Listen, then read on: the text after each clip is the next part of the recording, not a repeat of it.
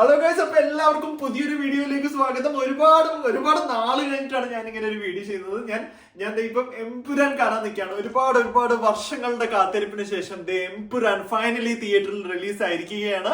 കഴിഞ്ഞ ഒരു മാസത്തെ കാത്തിരിപ്പ് എന്ന് പറയുന്നത് അസഹനീയമായിരുന്നു. ഇന്നലെ എനിക്ക് ഉറങ്ങാനേ കഴിഞ്ഞിട്ടില്ല. എന്താണ് എംപുരാന്റെ അവസ്ഥ, എന്താണ് എംപുരാന്റെ ഔട്ട്പുട്ട് എന്ന് അറിയാനായിട്ട് ഭയങ്കര ആകാംക്ഷാഭരിതനായിരുന്നു ഞാൻ.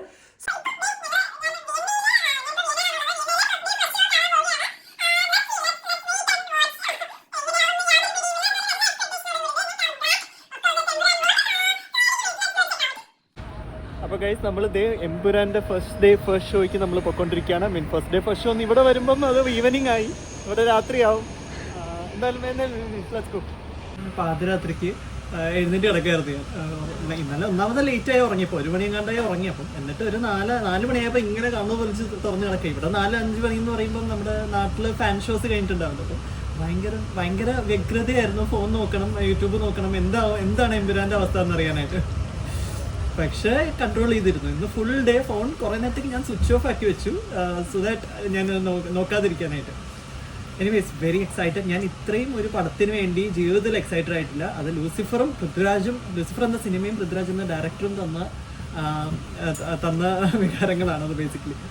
So huge waiting. ഇതൊക്കെ കഴിഞ്ഞ് ഇപ്പോൾ ഈ വീഡിയോ ഒക്കെ എടുത്തു കഴിഞ്ഞ് അവിടെ സിനിമ കണ്ടു കഴിയുമ്പോൾ അറിയാം എന്താണ് ഇതിൻ്റെ അവസ്ഥ എന്ന്. Hugely excited. നോക്കാം. റിക്യൂൺ ആണെങ്കിൽ എന്നെ അത് എക്സൈറ്റ് ചെയ്യിക്കില്ല. ഐ ഡോണ്ട് തിങ്ക് ഇറ്റ്സ് റിക്യൂൺ, ബട്ട് ലെറ്റ്സ് സീ.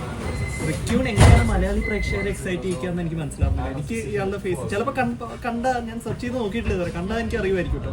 പക്ഷേ എക്സൈറ്റ്മെന്റ് തരുന്ന ഒരു കഥാപാത്രം അല്ല റിക്യൂൺ, ഒരാളല്ല റിക്യൂൺ. Let's see.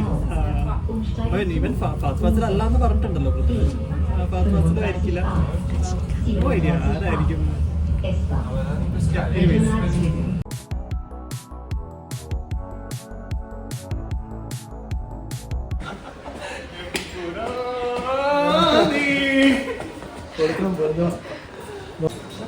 കാണുന്നില്ല ഒരു ടെൻഷൻ കൂടുതൽ എംപുരാനായിട്ടാണ്.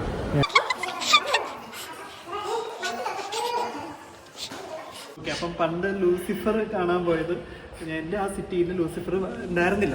മലയാളം സിനിമകൾ ആ സിറ്റിയിൽ വരാൻ സ്റ്റാർട്ട് ചെയ്തിട്ടുണ്ടായിരുന്നില്ല. അപ്പം വേറൊരു സിറ്റിയിലേക്ക് പോയിട്ടാണ് ഞാൻ ലൂസിഫർ കണ്ടത്. 2 മണിക്കൂർ ട്രാവൽ ചെയ്തിട്ടാണ് ലൂസിഫർ കണ്ടത്. 2-3 പിള്ളേരും ഉണ്ടായിരുന്നു. ഞങ്ങൾ വന്നിട്ട് ഹൗസ്ഫുള്ളായിരുന്നു ആ തിയേറ്റർ. അവിടെ ആകെ ഒറ്റ ഷോയും കണ്ടില്ല. ആ ഷോ ആണ് നമ്മൾ കാണാൻ പോയത്. ആ ഒരു എക്സ്പീരിയൻസ് ഇപ്പോഴും മറക്കാൻ പറ്റുന്നുണ്ട്. ആ ഒരു എക്സ്പെക്ടേഷൻ അപ്പോഴും ഉണ്ടായിരുന്നു ആ സിനിമയ്ക്ക് എക്സ്പെക്ടേഷൻ. അതിലും ഓക്കെ 100 ഫോൾഡാണ് ഇപ്പോഴുള്ള എക്സ്പെക്ടേഷൻ. ഐ ഹോപ്പ് ആ ഒരു എക്സ്പെക്ടേഷൻ സാറ്റിസ്ഫൈ ചെയ്യുമെന്ന് സിനിമ കാത്തിരുന്ന് കാണാം.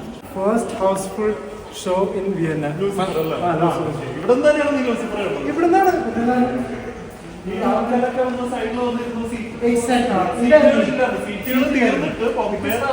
ഇത്രയും ഷോ ഉണ്ടായിരുന്നില്ല. ഇപ്പൊ ഒരുപാട് ഷോ ഉണ്ടല്ലോ. അതൊരു 3-4 ഷോ ഉണ്ടായിരുന്നല്ലോ ആ തുടക്കത്തിൽ. അതുകൊണ്ട് എല്ലാം കൂടെ തള്ളി കയറി വന്ന് ഭയങ്കര പടമായിരുന്നു. അത് സൂപ്പറാണ്. ഇത്രയൊന്നും എങ്ങനെയൊന്നും ഞാൻ ഇവിടെ ഫിൽഡായിട്ട് കണ്ടിട്ടില്ല കേട്ടോ. എംപുരാനെ എങ്ങനെയാണ് നിങ്ങൾ വിലയിരുത്തുന്നത്? എംപുരാന് വേണ്ടി എക്സൈറ്റഡ് ആണോ? പിന്നില്ല. വർഷങ്ങളുടെ കാത്തിരിപ്പ് ഇവിടെ പൂവണിയാൻ പോവുകയാണ്. കേറിക്കോ എല്ലാരും കേറിക്കോ.